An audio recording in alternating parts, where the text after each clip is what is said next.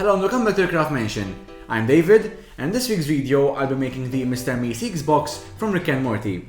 Now I've already made a prop from that show, and that is the portal gun. I'll leave a link up there and you can see the prop right over there.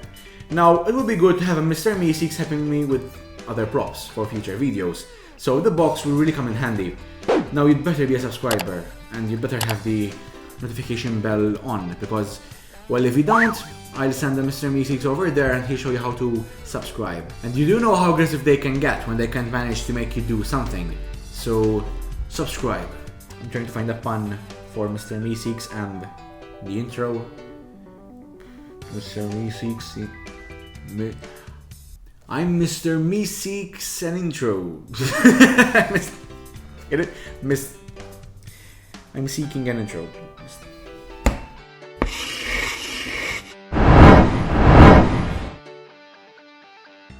So I've made a template for you, which you can get by contacting me on Facebook or Instagram. Usually I use Instagram more, so if you have Instagram, contact me on that.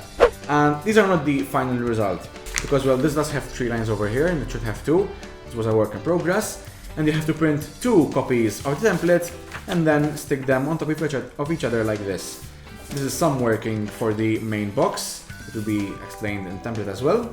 These 2 circles are for the top face, and then these, well, octagons, they're for the other 4 sides on the side. Then the bottom is plain. I cut the 2 copies and taped them together using the dashed line as a guide. On the template, I wrote down the measurement of each square. These are all cut from 5mm foam board. So, there are 2 squares 19 by 19 centimeters, and these are for the top and bottom faces of the cube. Then, a pair of opposing sides are 18.5 by 18 centimeters, while the other pair is slightly bigger at 19 by 18.5 centimeters. I used hot glue to glue the faces together. The bottom, 19 by 19, gets everything glued onto it and not next to its edges. I started by putting on one of the larger sides, 19 by 18.5, gluing on the 19 centimeter edge. I'm going to go through all of these just to make sure everything's clear. The next 2 sides I glued were the smaller ones, so 18.5 by 18, and glued the 18 cm edge to the bottom and the 18.5 cm edge to the other fixed side. Then the remaining larger side, 19 by 18.5, goes into the remaining space. Finally, I glued the top, 19 by 19, on top. The outer layers are 20 by 20 centimeters, but I'd recommend measuring the actual cube sides and adding 1 centimeter, as it may add up to more than 20 centimeters if the hot glue increases the thickness by about 1 millimeter, because it will make a difference in the end. The bottom is already finished, so you only need 5 squares of this. One of them needs to have a 45-degree bevel on each edge, while the other 4 need the bevel on only 3 edges. I cut the edge of the template by going over the innermost line. Then, I laid it over the foam board and marked the shape, doing this for all 5 pieces. For 4 of them, I traced the octagon from the template. The side with 4 beveled edges has no octagon. I cut all the parts and marked where they should go. I used white glue to attach the octagons to the side faces. For the outer design, the edge which is not beveled goes to the bottom. This way, the beveled edges face each other and form a 90-degree corner for the cube. There was one face which was a bit smaller, so its edges didn't quite reach the corners, so I had to fill in the gap with a paste I made by mixing some white glue with foam dust. I traced the ring at the center of the template onto floor mat foam. This is 1.4 cm thick. Once I cut it, I removed the texture at the back using my Dremel tool. I reduced the ring's thickness by half and traced this onto the foam as well, and don't worry, I'll add this to the template as well. Then I beveled the edge of the foam to make the ring narrower at the top.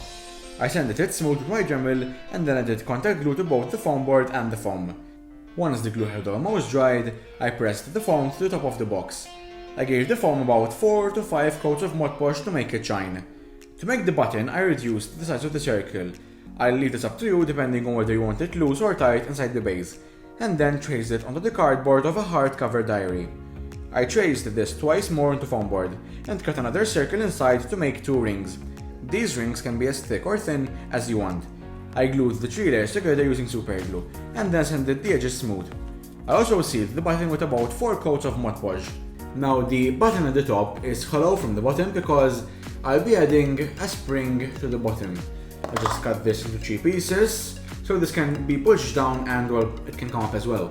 So it will look like a button. It will not be a real button, but it will be a fake one. I cut the spring in 3 and flattened the edges of each piece so it would stand upright. I glued them under the button using hot glue. Since I didn't use spray paint, I had to paint about 3 coats of each color for it to be really solid. The edges and the bottom are light jade. The octagons are greener but still have some blue in them, and I also added some yellow and more white. Then there's the actual box, which is darker jade. Look, I'm not really that good with colors, but I do think that these are shades of jade. That rhymes. Shades jade, shade jade, shade jade, shade jade, shade. I removed the inner strip from the edge of the template. I marked the points of the template and then used painter's tape to mask over the rest. Using the same color of the octagons, I painted the strips of the 5 faces. I also painted the inside carefully. The button holder is the darkest shade of jade. It's basically dark green. There are 2 vertical stripes on each octagon. I made mine 3mm thick and then colored them in with light green. Then the button is all light blue. All that is left for the box to work is to hot glue the springs of the button onto the foam board. So finally, I had my own Mr. Meeseeks box.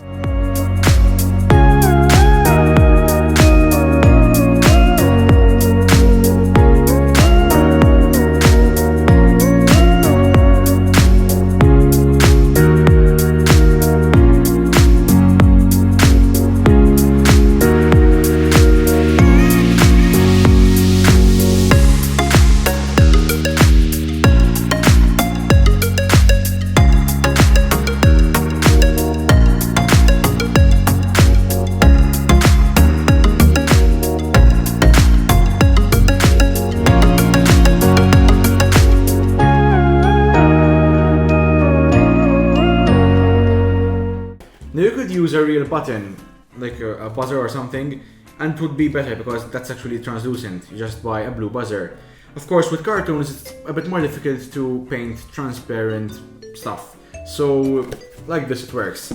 I mean, I'm happy with the motion, with the springs. If you don't want to add springs, you can just make it even more fake by just, well, putting in the base and then gluing a circle on top of that. With the colors as well, it's a cartoon, so it's easier to paint, you have more liberty with the colors. I especially love these 2 green strips over here, just adds a bit more dimension to it. Now if you would like the template, I would like to remind you that you can get the template on Facebook or Instagram by contacting me and asking me for the template. And if you would like to see more Rick and Morty props, give this video a thumbs up and leave a comment down below what other projects you would like to see me make. If you're not a subscriber already, please consider subscribing. I'll put the subscribe button over here and some more videos from my channel over here. And until next time, this is the Mr. Meeseeks Box from Rick and Morty. I'm David, and this is the Craftmanation. Oh, thank you. Yeah, it's okay. Yeah, thank you.